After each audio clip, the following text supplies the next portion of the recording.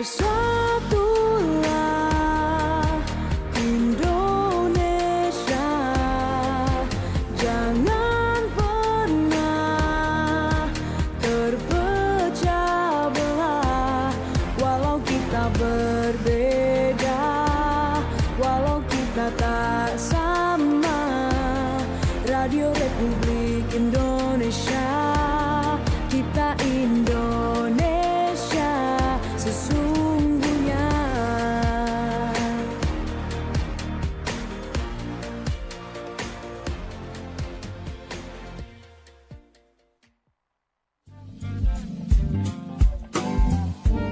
Ngulik Sumenep siang ini.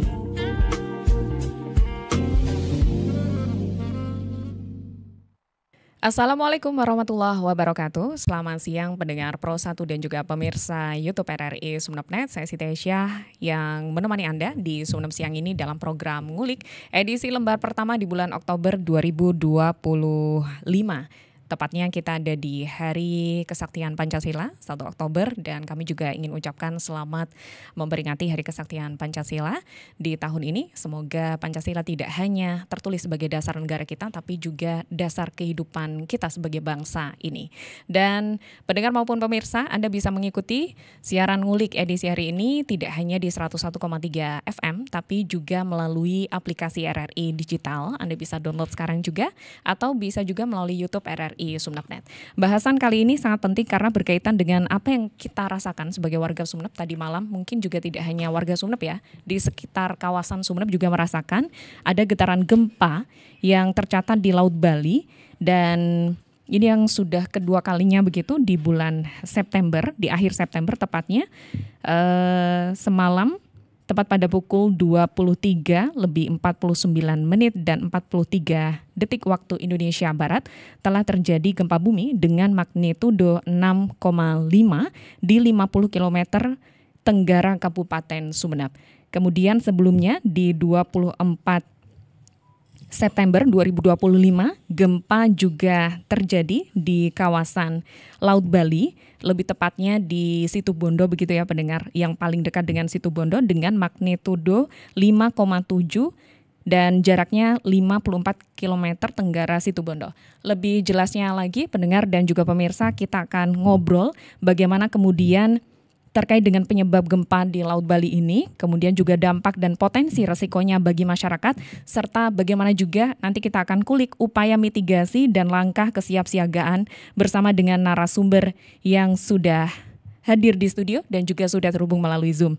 Saya sapa narasumber kita yang pertama, Bapak Ari Wijayanto, STMT, Kepala BMKG Trunojoyo Sumenep. Selamat siang, Bapak. Selamat siang, Mbak Ais. Bagaimana, Pak? Kabarnya? Alhamdulillah, tapi masih berduka ini ada gempa. Betul, sesuatu yang mungkin juga dirasakan kita semua ya Pak ya, warga Sumenep dan sekitarnya terutama yang mungkin sempat bangun di tengah malamnya begitu, kemudian juga mencari informasi terkait dengan hal ini. Selain Pak Ari, kami juga menghadirkan narasumber dari BPBD Kabupaten Sumenep. Pendengar, saya sudah terhubung via Zoom bersama dengan Sekretaris BPBD Kabupaten Sumenep, Bapak Dr. Haji ABD Kadir MPD. Selamat siang Pak Kadir. Selamat siang Mbak. Ya. Assalamualaikum warahmatullahi wabarakatuh. Waalaikumsalam warahmatullahi wabarakatuh. Ada di Mojokerto sekarang ya Pak? Iya, mohon maaf ini nggak bisa gabung di studio Mbak, karena memang kita ada acara bulan pengurangan risiko bencana di Mojokerto ini yang mengadakan BNPB Jakarta. Jadi kami dengan Pak Kepala Pelaksana juga ada di sini mengikuti rangkaian acara PRB yang di Mojokerto ini Mbak. Baik, yang pasti ini ya Pak Kadir memantau juga dan bersinergi dengan rekan-rekan yang ada di Sumenep begitu ya Pak? Betul, mulai tadi malam kita memang karena getaran juga sampai di Mojokerto Mbak. Jadi kami di hotel itu turun semua itu ke lobi, ke halaman hotel itu. Karena khawatir terjadi apa-apa. Ternyata memang ketika di cross check di laporan teman-teman, pusatnya malah di Sumenep. Baik, berarti terasa sampai kawasan Mojokerto? Iya betul. Dengan guncangan yang berapa lama Pak? Itu yang saya kurang paham. Karena saya waktu itu tertidur, kemudian dibangunkan sama teman, Pak turun Pak, ini ada gempa Pak, ada getaran katanya. Akhirnya kita turun. Baik. Ya, untuk lebih tahu di awal begitu ya, pendengar maupun pemirsa, mungkin kita akan ke BMKG terlebih dahulu. Kita akan kupas datanya bersama dengan Pak Ari. Tadi sempat kami sampaikan untuk skalanya dan lainnya begitu Pak. Mungkin secara detail lokasi gempa ini sebenarnya ada di mana sih Pak? Yang paling dekat dengan kawasan kita Sumeneb dan lebih detail lagi begitu, kepulauankah? Karena kabarnya tadi pagi juga ada pendengar kami yang menginformasikan begitu bagaimana kejadian gempa yang terjadi di Pulau Sepudi. Ada beberapa data dari rekan-rekan yang juga menyampaikan sampai ada rumah yang roboh, kemudian ada sejumlah korban yang kemudian juga dilarikan ke rumah sakit. Seperti apa, Pak? Oke. Kalau dilihat dari posisi gempanya itu yaitu sekitar 58 ke arah tenggara Sumeneb. Jadi posisinya tepatnya di koordinat 7,35 lintang selatan dan 114,22 bujur timur. Memang karena ini gempa yang sering terjadi adalah apalagi kemarin sebelumnya beberapa hari yang lalu terjadi gempa di sekitar Banyuwangi yang notabene juga tidak terlampau jauh dengan Situbondo. Masyarakat lebih cenderung mengarahkan bahwa ini gempa Banyuwangi, padahal lebih dekat dengan Sumeneb, dan penamaannya juga Sumeneb juga tidak kalah populernya walaupun tidak sering Banyuwangi.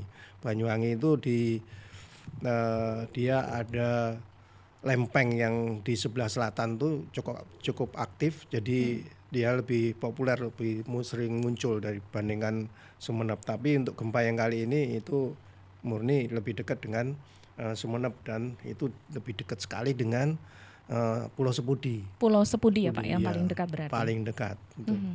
Oke. Tadi untuk kekuatannya sebenarnya kalau dibandingkan yang tanggal 24 yang ada di kawasan Banyuwangi Situbondo, lebih kuat mana nih Pak skala Richternya atau magnitudenya?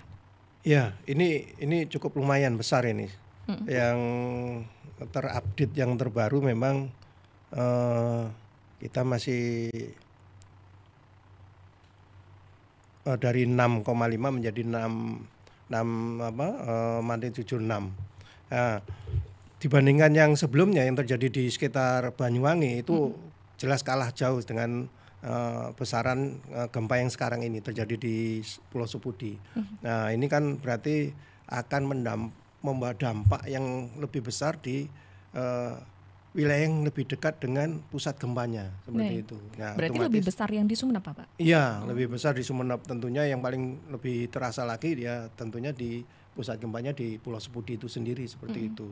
Dampaknya juga cukup signifikan karena MMI-nya juga pasti sekitar 5-6 MMI. Jadi guncangan itu ya terasa besar sekali di sana. Kalau di Sumeneb ini kan paling terbesar kan cuma 4. Itu udah mengganggu kita itu dalam beraktivitas. Di pulau-pulau Kangean, Raas juga dekat. Terus Talango, Gili Genting itu terasa 4 semua itu di sekitar situ. Cukup terasa besar. Tapi yang pulau-pulau yang agak maksud saya daratan yang agak jauh di Madura, misalnya Pamekasan, Sampang itu paling ya sekitar 3 MMI aja seperti itu.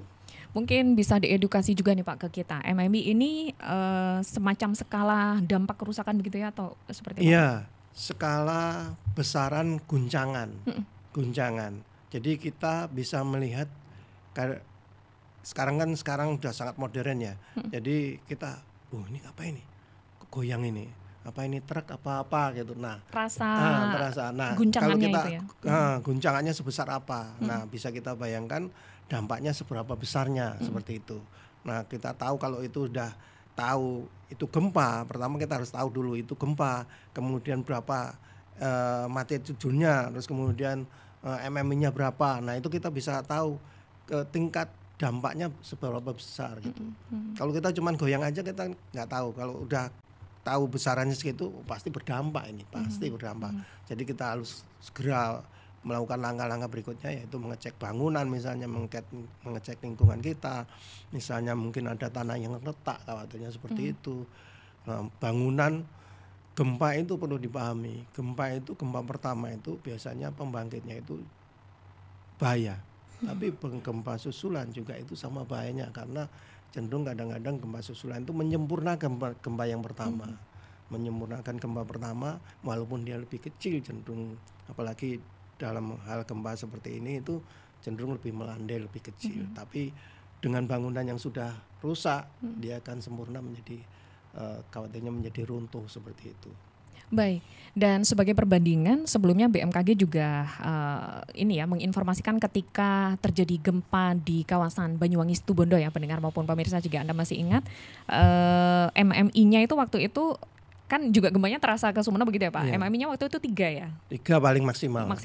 Jadi 2, 3. Tidak berdampak di Sumeneb begitu ya? Iya. Tapi kalau sekarang itu Sumeneb daratan itu 4. Terbesarnya itu kita lihat 4, dan dari permodelan yang disampaikan oleh BMKG juga kelihatan memang sebesar itu. Tapi yang kita khawatirkan yang lebih mendekati pusat gempanya itu lebih besar. Nah itu dampaknya, apalagi bangunan-bangunan di sana yang kita sayangkan, padahal di sana sering terjadi gempa di Sapudi itu, tapi bangunannya masih konvensional, sangat sederhana. Jadi khawatirnya itu yang membahayakan masyarakat yang ada tinggal di dalamnya seperti itu. Baik, terima kasih Pak Ari. Saya ke BPBD begitu, ke Pak Kadir.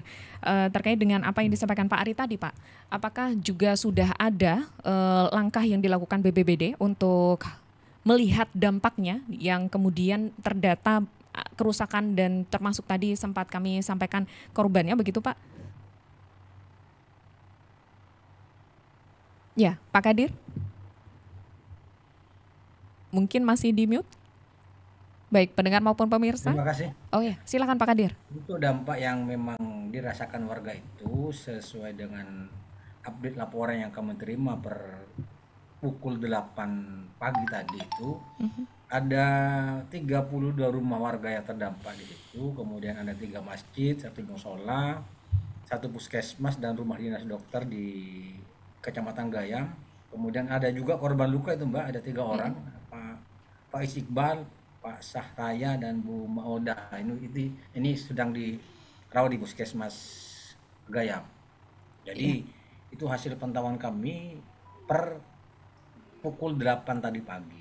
Baik. Kemudian teman-teman di kantor itu, terutama untuk yang wilayah bidang kedaruratan dan logistik itu sudah melakukan proses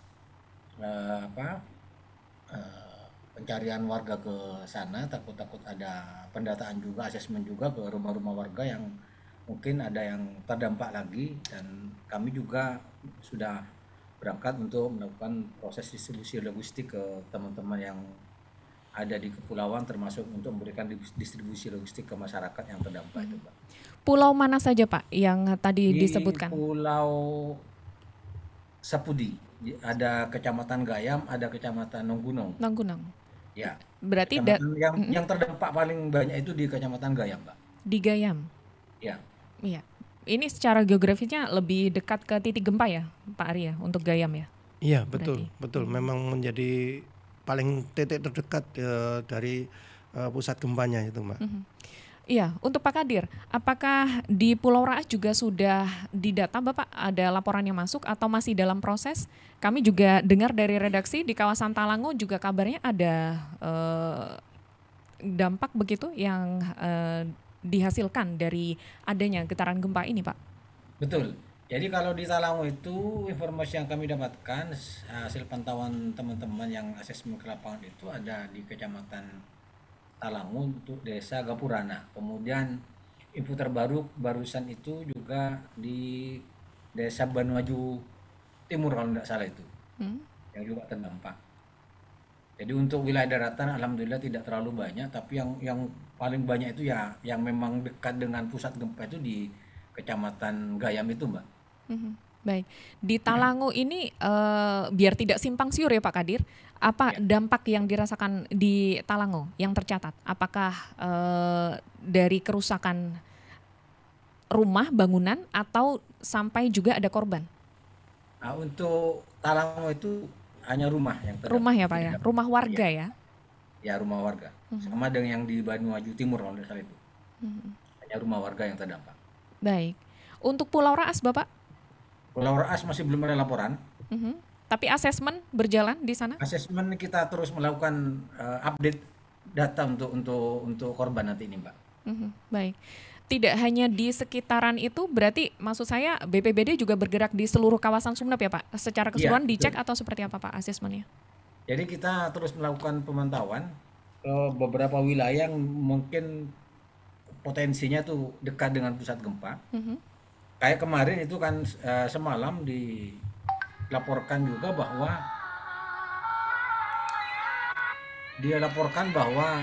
ini di daerah Kelukur Barat. Ternyata Kelukur Barat itu saya berpikir Kelukur Barat itu di daerah Kecamatan Batuan. Ternyata bukan Kelukur Barat yang desa Kelukur. Itu Kelukur Barat di daerah Gayam, itu nama dusun di daerah Gayam ternyata. Sama. Di kepulauan yang sama begitu ya? Iya, di kepulauan yang sama. Baik, Dia juga di Kelukur Barat mana? Saya kira itu di daerah daratan, ternyata ya di daerah Gayam itu, di daerah Kecamatan Gayam. Itulah pentingnya kita menghindari berita hoax ya. Jadi pastikan komunikasi seperti ini ya pendengar maupun pemirsa. Jadi RRI juga ingin menghadirkan informasi yang terang begitu ya Pak. Makanya menggandeng BPBD dan juga BMKG. Jadi sudah dipastikan di daratan tidak terdampak signifikan begitu ya Pak ya. Hanya guncangan saja berarti. Iya. Baik. Adapun getarannya ya sekitar 5 detik lah mungkin kalau di dataran itu hanya. Iya. Baik, ini bermacam-macam ternyata yang merasakan. Tadi pagi juga ada informasi dari pendengar begitu. Kalau di semakin dekat gempa, otomatis semakin guncangannya terasa begitu ya. Secara logika kita bisa tahu seperti itu ya Pak ya. Mungkin kalau setiap orang, karena waktunya juga tengah malam, jadi sangat subjektif ini. Mungkin saya ke Pak Ri lagi. Jadi masyarakat ada banyak ya Pak yang kemudian secara subjektivitas mengartikan gempa yang terjadi. Apakah kemudian standar di masyarakat ini yang kemudian menciptakan kepanikan begitu Pak? Maksud saya ketika tanya di pesan broadcast ataupun telepon begitu ya ke masyarakat yang ada di Kalianget atau di daerah kota, kecamatan kota, pasti berbeda begitu ya yang dirasakan. Ada yang kemarin yang waktu di Situbondo Banyuwangi tidak merasakan sama sekali begitu. Ada juga yang merasakan. Sebenarnya subjektivitas masyarakat itu yang kemudian menyebabkan kepanikan atau bagaimana sih Pak? Ya, kadang-kadang masyarakat itu kan ada yang kalau seperti di Banyuwangi kemarin itu kan yang memang lagi tidak ngapa-ngapain akan terasa baru lagi asik duduk-duduk main game itu baru terasa. Kalau yang lagi beraktivitas apalagi jalan sedang berkendara nggak terasa. Nah tapi yang ini kan agak lumayan besar ini. Memang masyarakat diharapkan tiap kejadian itu juga memberikan feedback. Jadi informasi-informasi ini yang ditunggu oleh kami BMKG maupun BPBD sehingga kita tahu dampaknya seberapa besar gitu guncangan itu, karena memang tiap daerah ada seringkali juga berbeda karena ya tergantung lokasinya, tergantung struktur batuannya yang bisa meredam juga mungkin bisa seperti itu aja.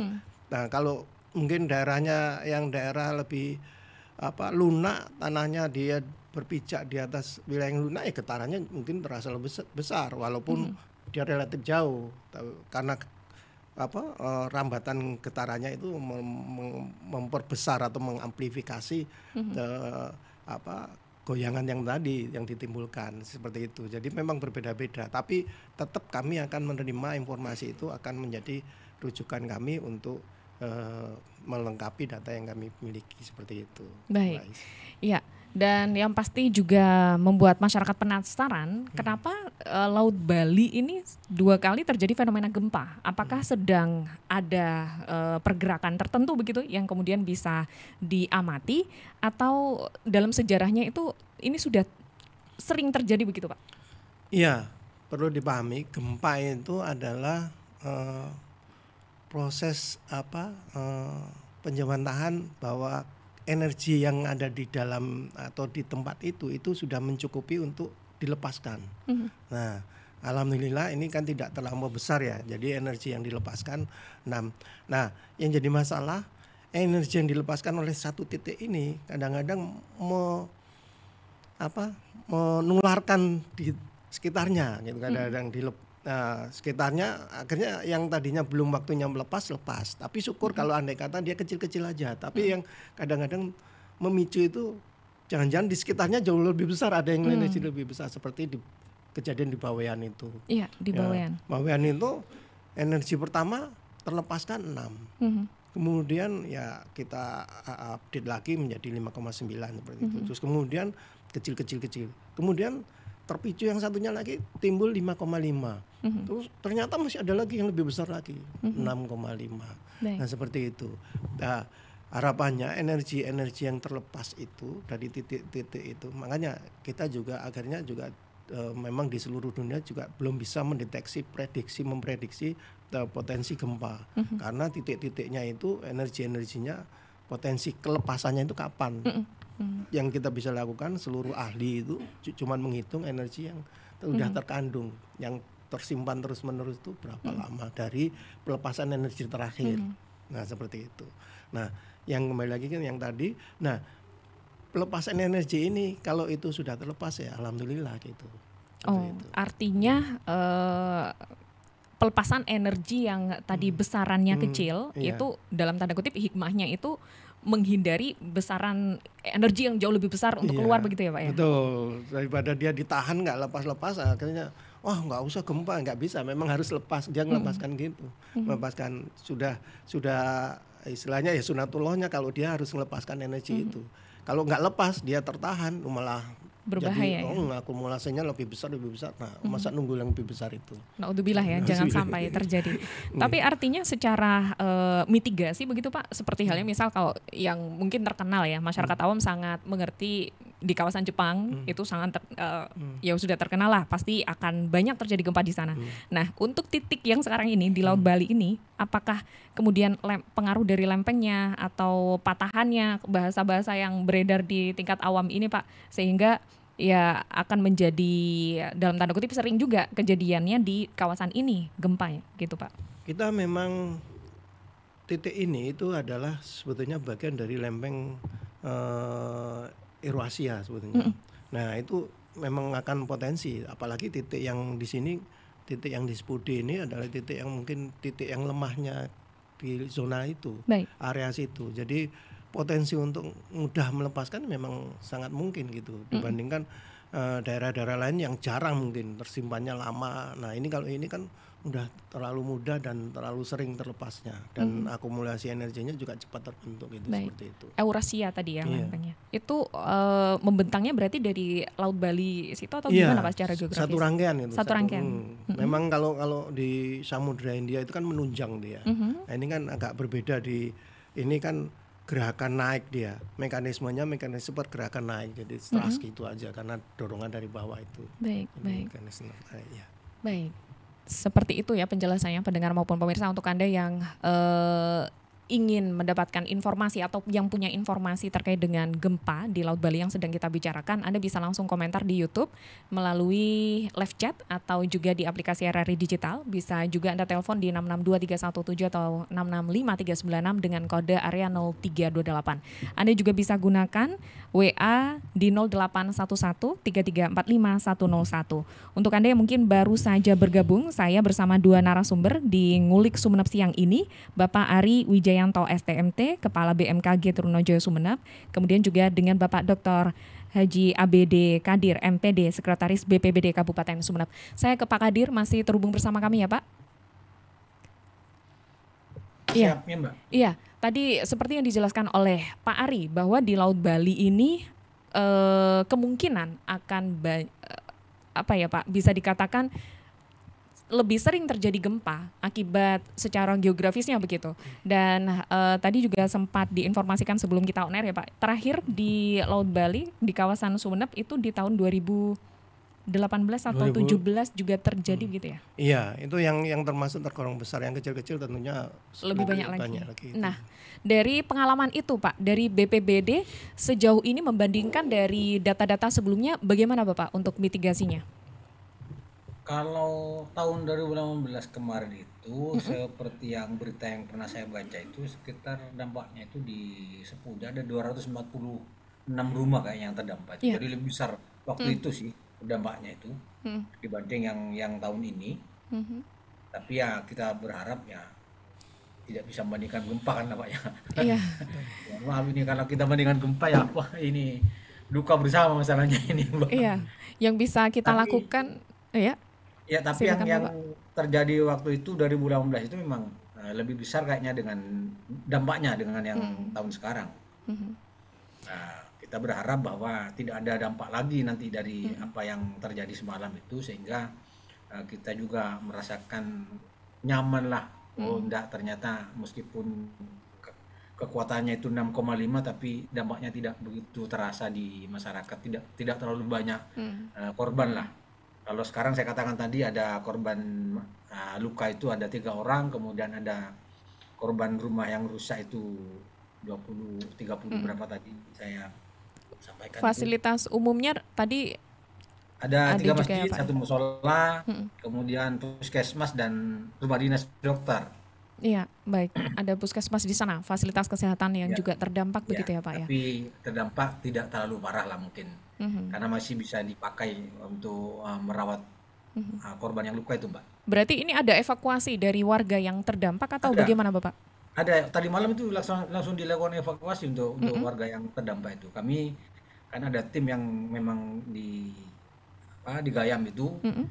sudah melakukan evakuasi ke puskesmas, kemudian per hari ini pun di Kecamatan Gayam itu ada posko tanggap darurat bencana gempa di kecamatan itu. Forkopimda bersama rekan-rekan yang ada di sana itu.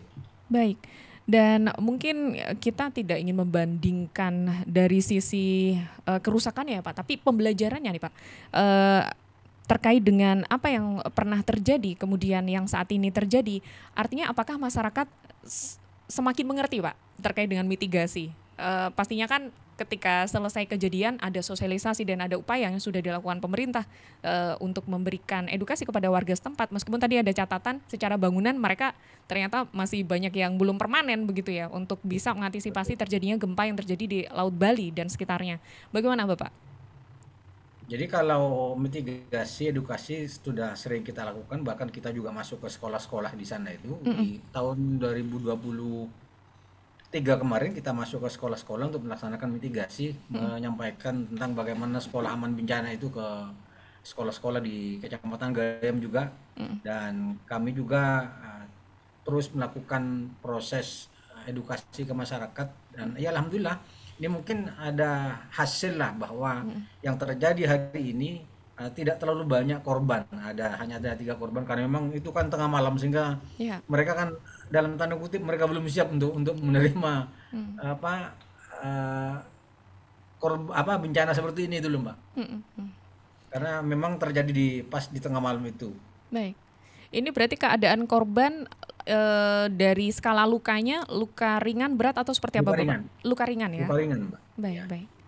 Ya, benar-benar kami berharap ya ketika kejadian seperti ini pendengar maupun pemirsa sama-sama kita berharap tidak ada korban yang terluka berat ataupun hingga wafat begitu ya. Dan berarti ada juga dampak dari sosialisasi yang sudah dilakukan pemerintah begitu ya Pak.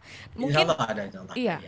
Tadi Pak, terkait dengan sempat disebutkan oleh Pak Ari ketika bangunan di sana belum banyak yang permanen, itu nanti apa rencana dari pemerintah kita begitu ya dalam hal ini untuk mitigasi jangka panjangnya? Jadi yang jelas kami akan terus melakukan koordinasi dengan dinas terkait, dinas teknis itu terkait bagaimana nanti masyarakat itu mungkin bisa melaksanakan proses mitigasi itu dengan bagaimana membangun rumah-rumah yang mungkin dengan konstruksi tahan gempa itu sehingga kita juga akan mendorong terhadap masyarakat bahwa membangun rumah dengan konstruksi tahan gempa itu bisa meminimalkan terhadap dampak dari gempa karena memang daerah sana itu daerah Pulau Sepudi itu mungkin seperti disampaikan dengan Pak Ari tadi, dekat dengan titik-titik yang punya energi luar biasa itu Pak, yang kapan saja mungkin energi itu bisa lepas gitu loh Pak, di titik itu. Sehingga dengan upaya preventif dengan membangun rumah konstruksi tahan gempa itu meminimalkan, saya katakan sekali lagi, meminimalkan terhadap dampak yang didapatkan oleh masyarakat ketika terjadi gempa di kemudian hari. Mudah-mudahan tidak terjadi lagi, tapi kita berusaha untuk ya apa istilahnya ya, upaya preventif lah, pencegahan ya Pak. Mencegah ya. Jangan-jangan nanti akan ada gempa lagi, karena kita tahu bahwa gempa itu akan datang dengan tiba-tiba, kemudian ya seperti jelangkung kan gempa itu. Baik. Datang tak diundang, pergi tak diusir. Baik. Ya, sebenarnya pengen ngusir sih, tapi bagaimana tadi penjelasannya secara ilmiah tadi ya, kita ada di titik-titik penuh energi itu tadi ya Pak ya. Ya, tiba-tiba lepas kata Pak Ari itu kan repot juga kalau tiba-tiba lepas itu. Iya, sayangnya belum ada teknologi yang bisa memprediksi kapan lagi akan terjadi gempa itu Pak. Betul, masih belum ada teknologinya. Baik. Jadi memang di preventifnya ya Pak yang perlu untuk jangka panjangnya yang perlu dilakukan. Nanti akan kita bahas di sesi selanjutnya. Pak Kadir dan juga Pak Ari masih tetap bersama kami di Ngulik, dan pastikan pendengar maupun pemirsa Anda terus stay tune di Ngulik Sumeneb siang ini. Ngulik Sumeneb siang ini.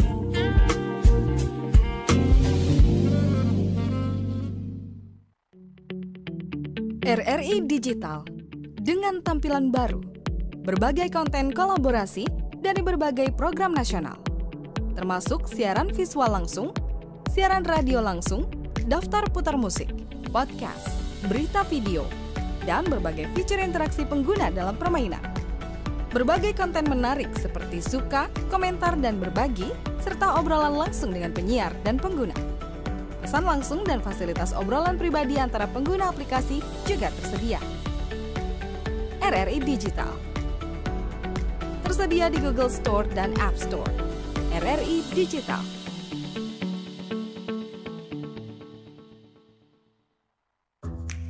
Wih, keren banget nih. Katanya ada obat herbal bisa mencegah sakit gigi seumur hidup. Ada hoax tuh. Widih. Ini juga keren nih. Ada sumber energi baru PLTH, pembangkit listrik tenaga hampa. Iya, itu juga hoax kali.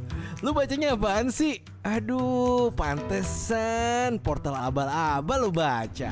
Kalau mau baca berita yang lengkap tapi udah verified, mulai dari berita nasional, internasional, olahraga, gaya hidup sampai hiburan, lu cukup klik rri.co.id. Di situ lu juga bisa streaming RRI Digital. Aduh, makanya cek-cek dulu biar gak kegocek di rri.co.id. Udah ngurusnya lama, dokumennya banyak, bener-bener ya, cuma ngurus izin ini doang lama banget. Ini saya juga mau nyampein masalah nih. Di lingkungan saya, jalanan rusak. Udah gitu, lampu penerangan jalan juga sudah tidak berfungsi. Bahaya untuk pengguna jalan. Apalagi jalannya juga ramai. Ih, yang nyampein keluhan duluan kan saya. Tapi masalah saya lebih penting. Sudah, jangan rebutan. Semua keluhan, masalah, atau informasi yang ingin disampaikan ke publik sekarang bisa di Halo RRI. Halo RRI? Iya, Halo RRI. Anda bisa sampaikan semua keluhan, masalah, atau informasi melalui SMS, WhatsApp, dan media sosial secara langsung. Setiap hari Senin dan Jumat pukul 9 sampai 10 waktu Indonesia setempat. Suarakan masalah Anda dan temukan solusinya bersama Halo RRI. Halo RRI.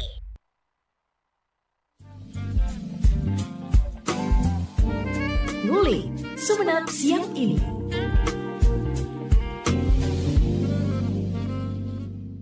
Ngulik Sumeneb siang ini, pendengar dan pemirsa, kami masih mengajak Anda untuk membahas getaran gempa di Laut Bali bersama dengan narasumber Bapak Ari Wijayanto, SDMT, Kepala Badan Meteorologi, Klimatologi dan Geofisika BMKG Trunojoyo Sumeneb.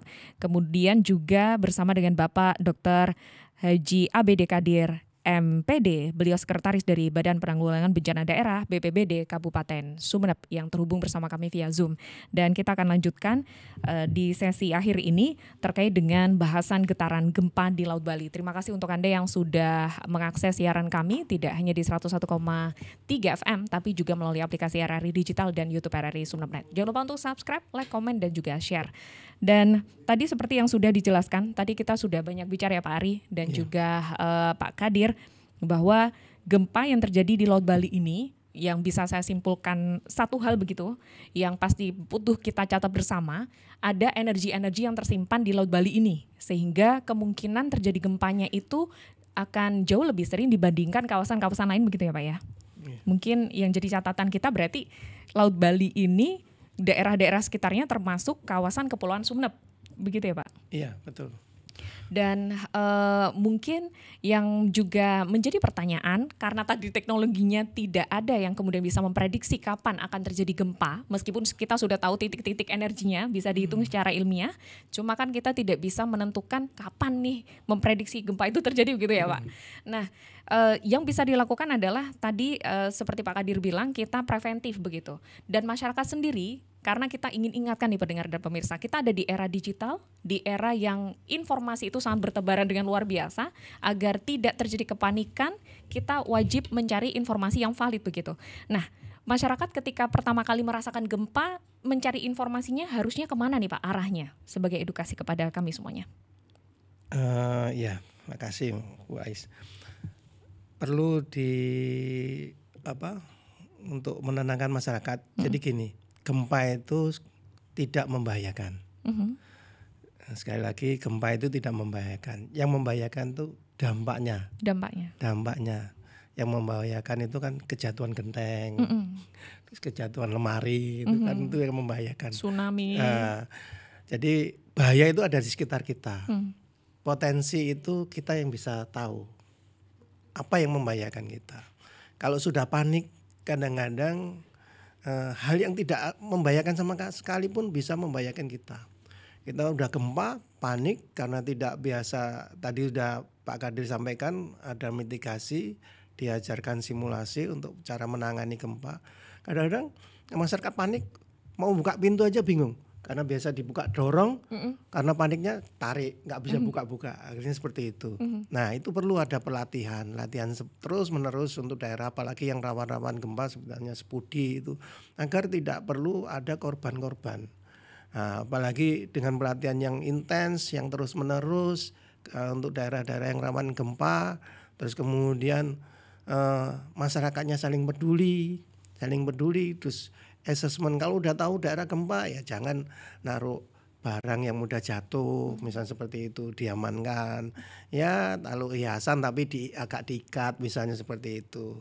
Dan terus daerah yang misalnya sudah rumahnya agak retak ya perlu diperhatikan betul apa memang masih layak ditinggali apa bagaimana. Nah itu perlu kita pahami bersama. Nah karena memang kita sampai sekarang ya itu sekali lagi tidak ada teknologi atau negara manapun secanggih apapun, Jepang pun yang tiap hari gempa besar-besar itu sampai sekarang belum bisa memprediksi, walaupun titik-titiknya sudah tahu, energi akumulasinya juga sudah tahu, bisa dihitung. Kapan dilepaskan masalahnya itu, akan dilepaskan itu bisa dilepas apa enggak, nah itu belum tahu. Nah seperti itu. Nah masyarakat harusnya dalam kondisi ini sudah tidak panik. Harapannya kita masyarakat sudah mudah teredukasi oleh informasi yang ada karena sekarang sudah memang sangat mudah. Jadi kami sampaikan informasi resmi ya harus bersumber dari BMKG karena apalagi gempa-gempa seperti ini kan termasuk gempa tektonik. Walaupun gempa itu banyak jenisnya. Melalui kanal komunikasi resmi yang telah terverifikasi misalnya dari Instagram atau Twitter dari info BMKG. Jadi @info BMKG, websitenya http://www.bmkg.go.id atau inaways.bmkg.go.id atau dari Instagram channel http://t .me/inaju_BMKG atau melalui mobile apps iOS atau Android atau WRS BMKG atau info BMKG yang ada aplikasi di HP kita, bisa dari situ.